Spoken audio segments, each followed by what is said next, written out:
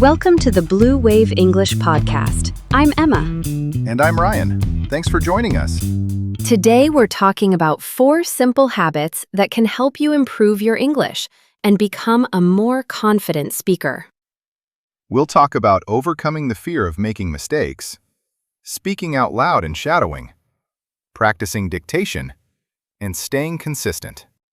So, if you're trying to improve your English but sometimes don't know where to start, this episode is for you. All right, Emma, let's get into it. I think a lot of people want to improve their English, but they get stuck before they even start speaking. I've noticed that too. And sometimes the biggest obstacle isn't grammar or vocabulary, it's confidence. Absolutely. You can know hundreds of words and still hesitate when it's time to have a real conversation. Why do you think that happens? For many learners, it comes down to one fear: making mistakes. Yeah, they might think, what if I say something wrong? What if my pronunciation sounds strange? What if someone corrects me?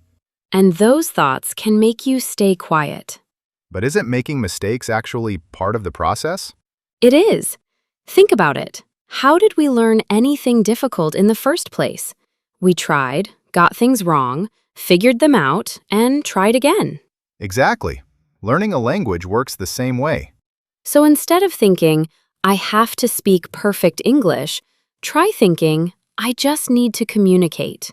That's a much healthier way to look at it. You don't have to wait until your grammar is perfect. Start talking with the English you already have. Even if you make mistakes? Especially then. Every time you speak, you learn something. And I think there's another important part here. Actually using your voice. Yes.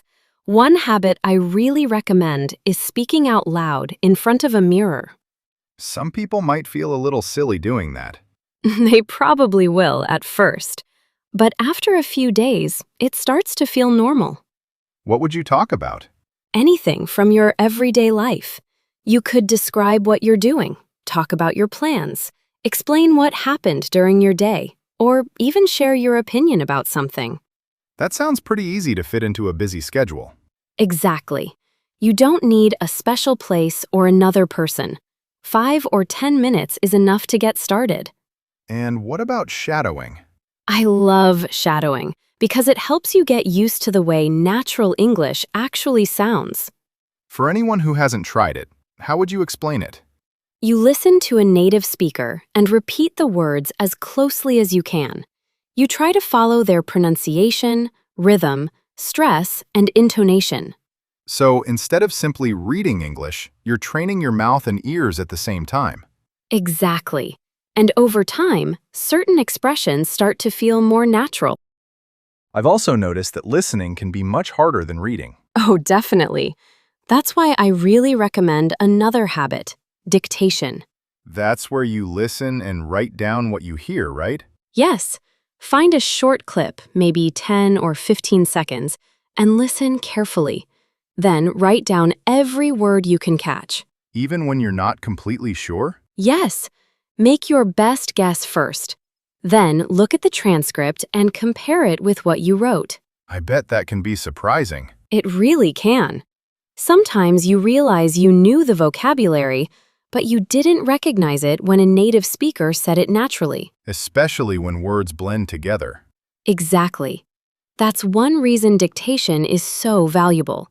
It trains your ears to recognize real conversations instead of only the careful English you hear in textbooks. And once you find the parts you missed, you can listen to them again. Right. Then repeat the sentence out loud. That way, one short clip can give you listening, pronunciation, and speaking practice all at once. I like that approach. But there's still one question. What's that? What happens if someone does all of this for a few days and then stops? That's where the 4th habit comes in: consistency. So you think daily practice matters more than long study sessions? In many cases, yes. 10 or 15 minutes every day can become much more valuable than several hours once in a while. Because your brain gets regular exposure to the language. Definitely. And there's another benefit. You build a habit. which means you don't have to depend on motivation. That's the key.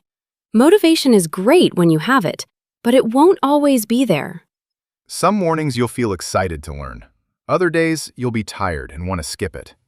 And those are the days when discipline matters. So even if you only have 10 minutes, you still sit down and do something. Absolutely. Maybe you shadow a short conversation. Maybe you listen and write. Maybe you stand in front of the mirror and speak for 5 minutes. The important thing is to keep the habit alive. Right.